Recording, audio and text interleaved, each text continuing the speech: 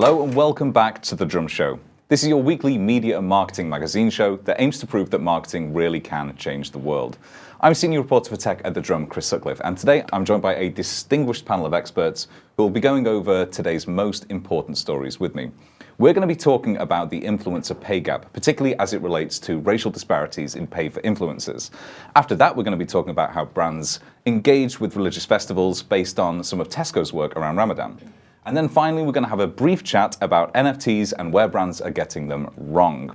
But to begin with, let me introduce my panel. So we have Charlotte Williams, who is the founder of 76 Agency. We have Lucy Morris, who is the executive editor, which is a fantastic job title, of Scene Connect. And finally, we have Asad Dunner, who is the founder and chief exec of The Unmistakable. Thank you so much for joining me today. So Charlotte, to begin with, I think a couple of years ago now, 76 Agency actually did some research into this racial disparity in terms of how influencers are paid. Yes. Could you take us through some of those key findings? Yes, so in 2020, we decided to put a report together, essentially to back up everything that we already knew. But we felt like we needed some data to provide to the world, because it's easy to talk about racism and everything around it when you know, as a person of colour, what is happening, but you kind of have to prove it. So we did that. So we surveyed just under 500 influencers and influencer professionals, so that's agencies and brands. It was split into two. So for influencers, we were focusing around understanding who they were and how they felt about pricing. So we asked them where they sat in terms of their category, their following. We asked them how much they charged for certain deliverables, so an Instagram post and stories. We asked them if they had project fees and things like that, but we also asked them about their ethnicity, which was a key part of that. On the brand and agency side, we asked them simply about pricing. There was nothing to do with race or ethnicity. We asked them how much they pay influencers for the same deliverables as we asked the influencers. Regardless of what the ethnicity is of the person, we were able to tally up what they should be paid, comparing to the brands and agencies' pay structures. And it was a very interesting report in the sense that we kind of knew all the answers. We put an open call out to ask other agencies to kind of give some insights. We made it anonymous so that people could be very free with how they spoke, but then we also had loads of people come and just be like, can I just talk to you about this? And they like, put my name down if you want. We were like, no, we'll keep it anonymous. But we wanted to really understand where people sat. And it was really interesting because there's two sides to it. There was the side of just influencer pricing in general, that it's the wild, wild west and there is no rhyme or reason and nobody really knew what they were doing.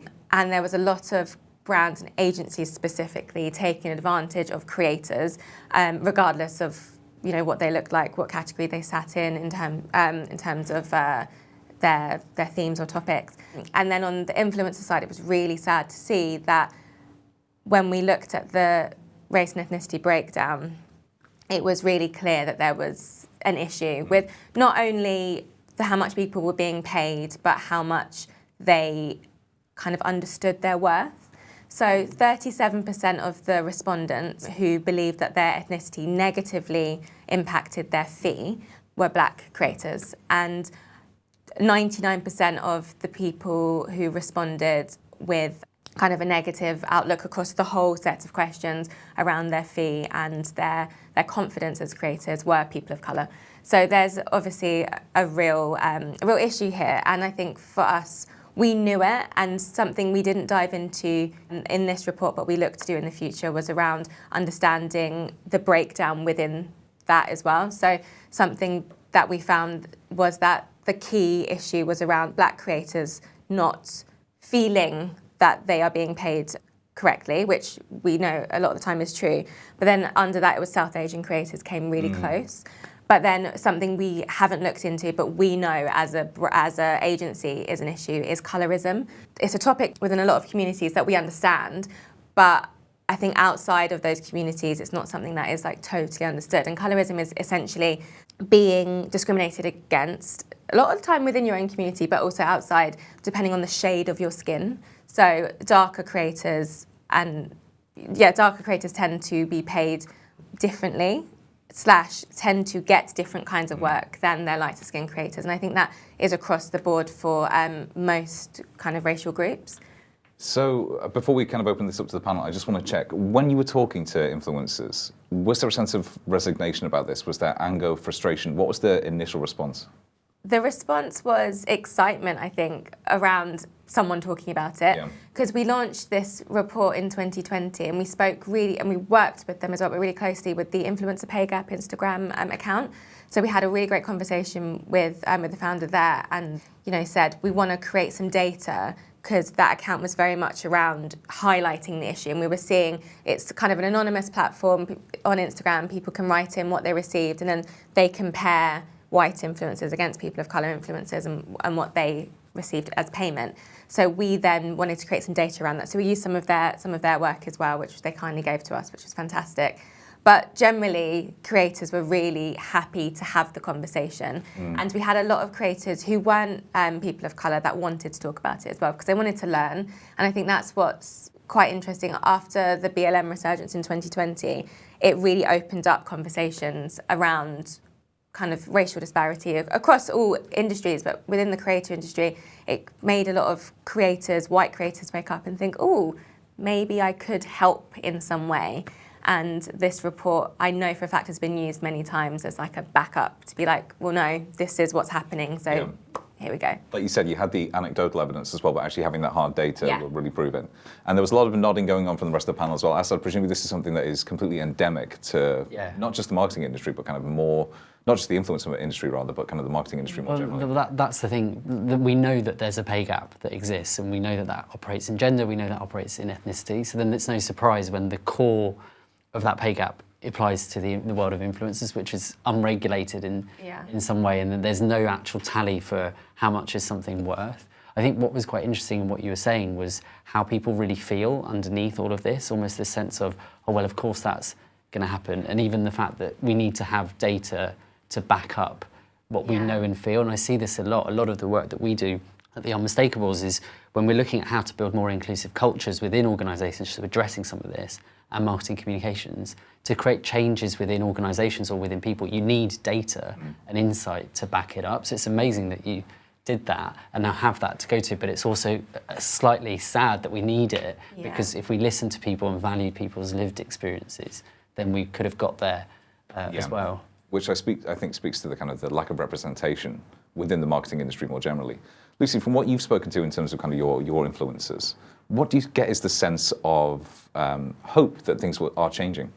I think we operate slightly differently from the majority, as I can tell, of the industry, that we aren't pinpointing people specifically on a demographic when we're casting our campaigns. We go via kind of a philosophy, a Jungian philosophy of archetypal alignment. So we're looking at the end user for the campaign and the brand and what is the emotive goals, desires, drives that unify the two, and then find a influencer database based on that. So we, at the point of looking at the influencers we want to work with, engagement rate, following, authenticity and legitimacy in the market, all of that is as important as the fact that they will be able to tell a message that fundamentally resonates with both the brand and the end demographic. So it's not necessarily been something that has been operating so clearly within our fold at the moment, because we've not been like, oh, well, we need to do tokenism of kind of bringing in one person, because it's just been collectively thinking about the broader demographic for all campaigns, who's the end user, and that doesn't look like one specific person. So you have to, if you want to get that ROI, that bottom line, you do need to talk to everyone. So you do need this broad spectrum. Just to build on some of that, when you talk about can marketing change the world, the world processes data and information in different ways, and some of the platforms themselves will treat content in different ways. So I'd be really curious about what the influencers say in terms of, does a black or brown influencer get fewer likes or follows or views than an equivalent white influencer?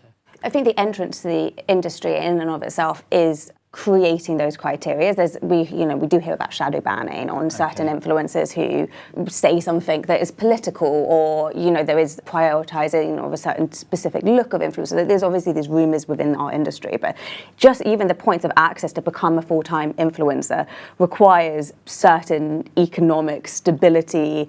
It does, I guess, kind of target a specific person at the beginning who has access to the technology and the mechanisms for becoming an influencer to begin with. So it's like the access points are already setting up for the platforms to prioritize a certain type of end influencer. But maybe you've seen something differently. I was just going to say that on your point, we do definitely see, obviously with influencer creator, if an influencer is posting about something on their channel, they will get the likes that's normally liked on their page. But if the brand then posts that on their channel, that's when we do see a difference. But in a pre-BLM, we definitely saw a massive issue with when we worked with brands and we were pushing diversity onto their feed, be that people of colour, age, whatever it might be, that there were issues with likes. So they would say, well, a younger white influencer would get more likes than, a black influencer or an older influencer, whatever it might be. Or that's because of their audience. So it's kind of a job within itself then having to say, right, you're not necessarily going to get the same return on investment from this post, but it's the long game. So you're going to have to invest in this. So that might be boosting that specific post and working with your team to really try and diversify your feeds to then educate your audience and then try to get a more diverse audience. And it's like it is a long game. It's a bit of a long approach, but that is what is needed for diversity inclusion. I was just going to say, how much of this then is, the need for change is kind of very readily apparent there, but how much of it is struggling against the inertia of marketing industries and marketing established practices? I think the biggest issue is we're in this bubble. Marketing is very much, I think influencer marketing, I always talk about this, and it's my bread and butter. I love it. I live for this industry, but I have so many complaints. And whenever I'm sat on a panel, I feel like people are like, oh, Charlotte's here again, okay. But it's the case that if you look around marketing teams, specifically influencer marketing teams, if you look at them now, there is a massive push for diversity in the advertising industry, which is great. So there are so many young juniors that have come in who are from different backgrounds. A lot of black young creatives are coming into the scene, and that's so great to see, but they're all juniors. So if we look at senior and mid-level marketers, there is like a handful of black and brown creatives in the industry. That is one of the biggest issues. So when we think about how everything is done in the influencer space, everything's very much around kind of traditional PR practices, our return on investment. Now we've got new platforms that can help us with the change of ROI. But until recently, we've just been looking at kind of vanity metrics that go way back to the influencer, to the PR space and celebrity space, and it just kind of doesn't make sense. And I feel like we're not evolving in the rate that we need to. But there are lots of conversation, which is amazing. But again, which you said earlier, it's conversation. Well, this is the thing. So I've been running the business for 4 years now, and my background's comms, and some of those PR metrics I do get a bit triggered about.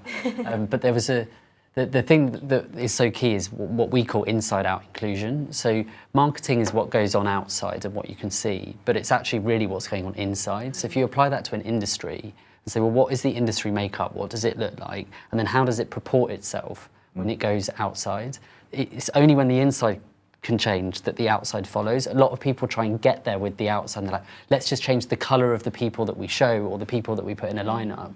But you have to change the philosophy, the belief, the culture within it, but deeper, yeah. So it's that initial veneer and nothing actual kind of fundamental changes. Well, that's marketing can only change the world if it goes beyond the veneer.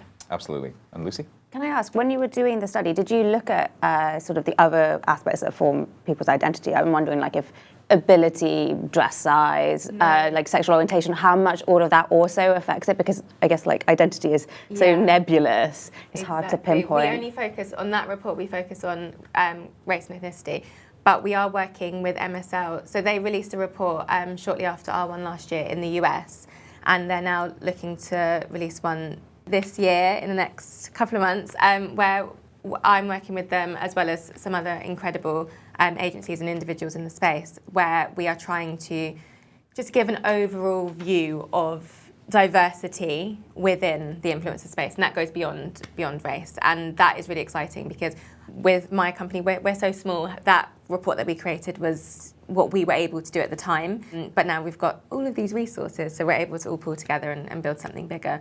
But that is a really great point because there's so much that goes into diversity. I think one of the biggest issues we talk about racial diversity, and the big conversation is around black and white influencers, and that's pretty much it. And then we kind of forget that there's so much, even within race, there's so much that's missing. There are so many other creators that aren't being seen outside of black creators, as much as that is an issue. Then there's ability, then there's just size, there's age, there's so much that goes into it. And I think that's like really digging the hole, which is the problem with the influencer space. There is just, there was a study years ago that basically said, what does an influencer look like? And the way everyone described it was like a young blonde white girl. That is unfortunately the issue that we have. It's a mindset of like, what is an influencer? Yeah. But I think we need to, as an industry, uncover what is an influencer. But is it about going, like the step beyond for me is how we're influenced and actually what is the permissibility of what people like to see on their feeds, be influenced by that's the bit that's like the core, the that's human so construct. That could be, that could be anything. That could be a topic in and of itself. Yeah. But as we were talking about representation within the marketing industry, I think we should segue into our next topic. And so, Asad, you were working on a campaign for Tesco around Ramadan. I think we actually have a clip which we can show you now.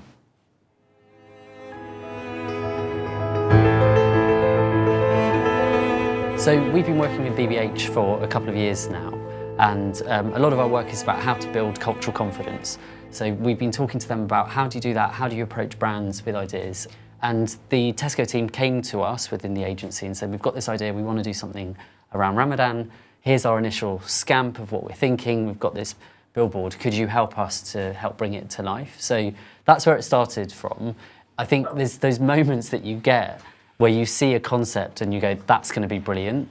And then it's all about how you execute it and what you do through the process. So we worked really closely with the account team, with the client, with the creatives, to look through how we position the campaign, what is it about, and then how do we do this in the right way. So from the planning phase, it was thinking about what's the insight, and the insight was how do we help Muslims feel seen and feel represented in this. That's what it was about. It could have been about how do we educate everyone about Ramadan, but we went, it's about feeling seen and being seen, and then we went through a bit of a process for bringing it to life. That sounds like such an important distinction. It's not about education, it's actually about kind of representation rather than anything else. Yeah, I mean, it's a known fact that Muslims don't feel seen. A report that we did a couple of years ago called the Stereotype Study found that 67% of Muslims feel like the media portrays them negatively. Now, media in that light was press and earned media in a marketing context.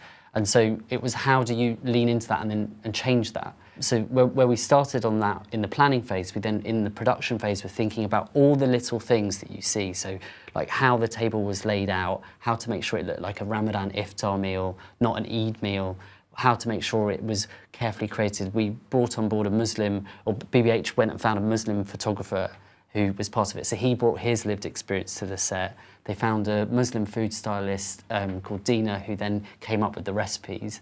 And one of our inclusion consultants, who's Muslim, was on set. So the feeling on set was, and what the BBH team said was, it was a feeling of magic. Like people were creating something, and then we were capturing it in the right way. And even when you see the time lapse, the reason why there's no music is because during the iftar meal, you wouldn't be playing music. You'd be quite quiet. You'd be listening to the call to prayer. Now, it's a bit far to put a call to prayer on. I think people might respond in a different way, but actually having the silence is really important because that's a key part of the iftar meal. And that's not something that we would have got necessarily without having expertise and kind of Muslims on hand during the creation process. So to what extent then do we think that in the UK particularly, we have an aversion to engaging with religious festivals, religious activities when it comes to marketing? It's really interesting, a point that you just made. It's about who the end user actually is. A lot of the time, it does feel like when people are marketing to a specific cultural moment, it's an educating piece about what is a moment, why are we celebrating it? Well, actually, the people who are celebrating it and marking it don't need the education. So why even try and over-explain it? It should be as simple and kind of beautiful as that. Well, and the other thing, when we talk about inside-out inclusion, the Tesco team involved internal colleagues, so they have a race and ethnicity network that fed into the campaign. So then when it came live, a lot of colleagues, the client said, were really happy that they felt seen by their employer. And that's the bit where you say that's what marketing can really do. And I think to shortcut your question, Christmas is the biggest marketing moment for so many in this country. Countless drum articles, I'm sure, about John Lewis and who does what. So it accounts for about 95% of our traffic every year, absolutely. So to shortcut your question, yes, of course religious festivals are big. We talk about that educational aspect, but to what extent is that almost ice skating uphill? It's brands wanting to appear that they are receptive to advertising around other religious festivals that aren't necessarily Christian or non-denominative, and how much of it is a genuine desire to actually speak to those audience segments? Do you know what? I actually don't mind if it's either or. I think as long as it's done properly, and the way you've just described this campaign just makes me feel so happy, because it's the difference between diversity and inclusion, like really including people in the process to make sure that it is actually a correct representation of, everything that you're doing. I think it's really, really important. But I am one of those people that I'm a massive fan of tick boxing, and I was talking on a panel a couple of weeks ago about this, and Rahul from Ogilvy, he's the head of influence there, he backed me up, and I was like, yes, I'm not the only one, and I felt really good about it. But essentially, I believe, and also he has studies within his team to say that this is correct, that within our industry, we're not where we need to be. So it's kind of that fake it till you make it idea. So if you do want to do something, do it, set the parameters, get a consultancy to come in and tell you what to do, have those tick boxes of X amount of, people from X backgrounds, X amount of whatever it is, have it all set up, and then know that every time you do a campaign, that it's kind of like you've got the step by step. And then Rahul said within a year and a half, the studies show internally for Ogilvy that the habit just becomes like a norm. And that is something I've been preaching for a really long time. That's exactly the case. Like, we've been doing this for a couple of years, and we've been working with the BBH team on that. And you have to set some interventions in how you make change. It's like forming a habit, and that's exactly what you're doing. But I think to your question about, is it tokenistic? I think the reality is there are millions of Muslims in this country that will go to a supermarket to buy food for the biggest event of the year. That's just human lived experience and insight. So it's not tokenistic to say, well, should we mark something? Yeah. My biggest bugbear 5 years ago was when it came to Ramadan, all you would get was a little pamphlet through your door from Tesco or Morrison's or any supermarket that says, buy 5 litres of oil and 2 kilos of rice. And I was like, as someone living in an inner city who can't cook, that's not gonna help me. Yeah. And it's getting deeper, whereas you wouldn't get that for Christmas, would you? You wouldn't just, the only thing for Christmas is here's the turkey you've got to buy. Okay, here's like 8 kilos of Yorkshire puddings and that's about it. Yeah, it's going deeper, and that's, I think why brands don't do it is because there's a lack of cultural confidence. So to your point about people internally are sat there saying, well, I don't know what Ramadan is, or I don't know what Vaisakhi is, or Diwali is, and I don't know who to turn to and talk to, and if there is a colleague, is it being extractive? And how do we collectively create a culture of confidence where we can then apply learning and apply the craft of marketing, which is what people are great at, to the insight of people who aren't seen? And that's what was so brilliant about this, and why we love working with an agency like BBH, because they're just so open to say, how do we learn? It's where you've got a bit more closed agencies that might say, we've all been around those all agency tables, everyone's doing a bit of a jostle, but it was just it's a very, very different way of working. I come at it with a little bit of hesitancy. At the moment it's Passover, which is one of the biggest Jewish festivals of the year, and I'm withstanding from not having any bread. it's half killing me. But the marketing around it is very much, I guess, that old-fashioned pamphlet. Yeah. I'm still seeing full-page spread in the Times telling me to buy a box of matzah as if someone who's practicing doesn't already know this, and it's not going to appeal to anyone who doesn't already know what this is. So I see it a little bit in the kind of wash of tokenism and greenwashing. They're like attempting to market towards it. They don't know how. I wonder if it's only because there's only 300,000 Jews in the country. It's not a huge demographic who probably actually practices it to the point where they are changing over all their cutlery and they are getting rid of all of the bread from their house and really attaching themselves to this festival. But nonetheless, there's not been an attempt to do anything, I haven't seen publicly a meaningful campaign around it. I think it's possibly fear. I think it's fear, but also that's 300,000. A marketer might say that's not much, but the halo I can imagine that might come from that, because Muslims is a small percentage, but the halo you get around it of the approach. Yeah. Maybe that's what the we should be space, striving for yeah. 2023, year. like a Passover campaign. But it's interesting in the context of like secular events. We look at Pride, or as another example, or like Black History Month. There's brands are very happy to put a slogan on a T-shirt and donate a nominal amount of money from sales. Or Same with Christmas, if you think about it. We have Christmas jumper day and all of these things. Obviously, Christmas is, as much as it's a religious festival, it's pretty much a secular festival at this point as well. But it's still a marketing opportunity. You have to put your marketing hat on. You open up that calendar, it's still there. Yeah. And I just feel like any opportunity that is being missed is being missed. You know, I think you don't have to do something for every festival, but if you know that your customer base can benefit from that or will buy, then... And I think a little lens to give, and some of the things that we talk to clients about is it about internal education or external celebration?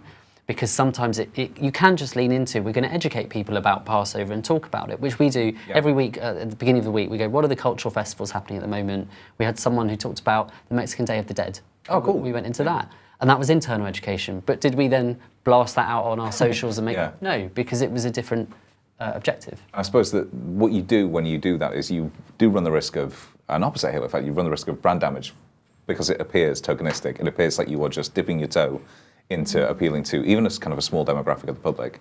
So before we kind of wrap this section off, one thing I wanted to check is a couple of months ago now, we spoke to Martin Sibley, who's the head of Purple Goat, and he was talking about the Purple Pound and actually marketing to disabled people.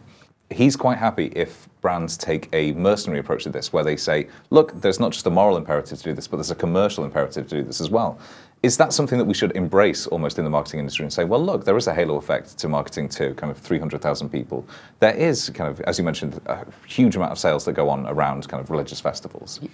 I mean, if marketers want to shift the perception that they're there to colour in boxes, which I do hear from marketers saying you have to sit around the boardroom table and justify the spend and justify the ROI. So it can feel a bit icky to go, oh, I think always start with the moral thing. We all want to be good people, right? But ultimately, it's going to build your business and it's going to build a dividend behind it. So I think you've got to lean in exactly to the Purple Goat point and go, it's going to make money. Yeah. I actually had a very interesting conversation with an influencer that we worked with on a campaign about, now she's got a disability, she's in a wheelchair, and about how she chooses the brands that she works with. And she mentioned that she goes through their own Instagram channel, checks to see how many people who look like her, who have different ability needs, are featured. And that is her barometer for whether or not to work with a brand. So it's a give and take. You can do the tokenism, but it's maybe not going to end up getting you that high engagement rate or the exact influence that you want, because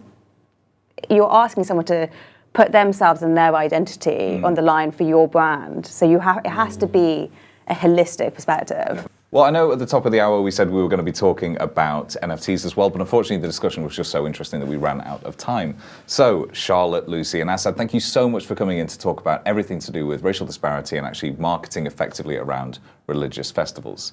So thank you again to the panel and thank you to everybody at home for watching. Please do go to thedrum.com for explorations of all of these topics and make sure you come back to The Drum Show for the next episode. Thank you very much.